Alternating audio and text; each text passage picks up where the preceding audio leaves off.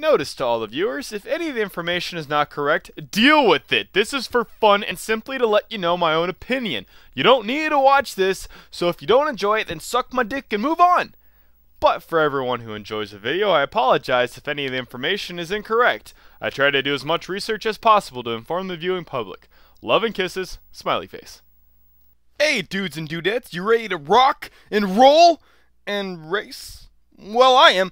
And the only way to really do it is with rock and roll racing for the SNES. Woo! Silicon and Synapses developed the game in 1993 with interplay for the Sega Genesis and the SNES. Here's something that I wasn't aware of and most people aren't. R&R Racing was supposed to be a sequel to RPM Racing, but the only reason it was changed was due to the instrumental heavy music put in at the last minute by Interplay. This begs the question, would this game be as memorable as it was if it had not been added with the Wicked soundtrack?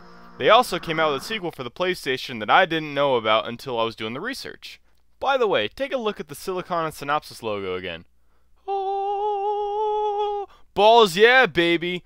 This is what I'm talking about. This is what they were before they became Blizzard, which explains why their earlier games kicked so much ass because their current ones are so fucking amazing. Now, the gameplay may look familiar to some retro gamers out there. RC Pro-Am for the NES, made in 1988. Good year. But this game held the same racing mechanics as it held in R&R Racing.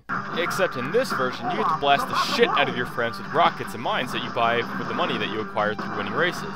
But before we continue with the gameplay, we need to talk about the characters. Snake Sanders of Terra, Tarquin of Aura, Jake Badlands of Xeno Prime, Katarina Lyons of Panteros 5, Ivan Flegel, Cyberhawk of Serpanus, and Olaf the Man of Valhalla. Keep in mind, Olaf's amazing stats are due to him being a secret unlockable character who was a cameo from another Silicon and Synapses game, The Lost Vikings for the SNES. But get this, not only does R&R Racing have an amazing soundtrack, the name of the characters have some fun origins.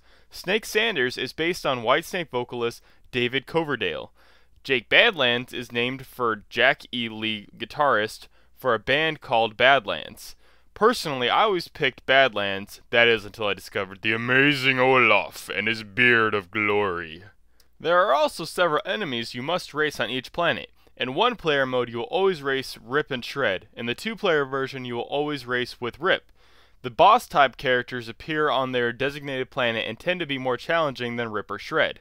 Each planet has their own unique design and feel to them. While on a planet you will race between two exhibits. You need to hit a certain number of points earned from a race to continue on to the next exhibit, and then ultimately to the next planet.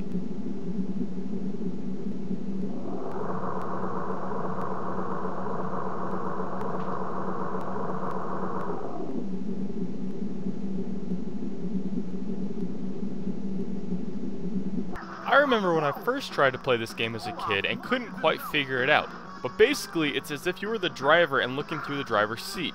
So turning right on the controller turns the vehicle to its right instead of the player's viewing right. Okay, maybe it's easier to play the game rather than explaining it, but nothing is more fun than shooting your buddy just as he's about to cross the finish line. Stupid bitch. Okay, so besides Olaf being the greatest racer in the game, wait a tick. Olaf is amazing. Cormano is amazing. They both have beards. Maybe the beard is what makes a man so great in so many ways. Here's a salute to the man of the scruff. Godspeed. America! Anywho, while playing R&R Racing, you may notice a man named Larry. He's a fantastic announcer who tells it as it is, and he's tons of fun, but he quickly becomes annoying. Like, no joke, he won't shut the fuck up, which in my book makes him the most annoying piece of man juice in this game.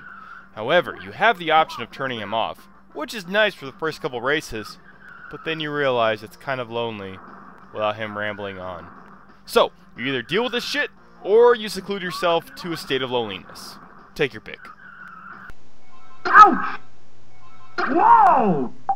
Now let's wrap this up. The music and the gameplay makes the experience extremely exciting, but the occasional glitches that throw you off the edge of a cliff can be frustrating to the point of a WTF. But overall, this game is an easy buy and deserves a 4 out of 5. So pick it up, listen to Larry, play as Olaf, and hells to the yeah.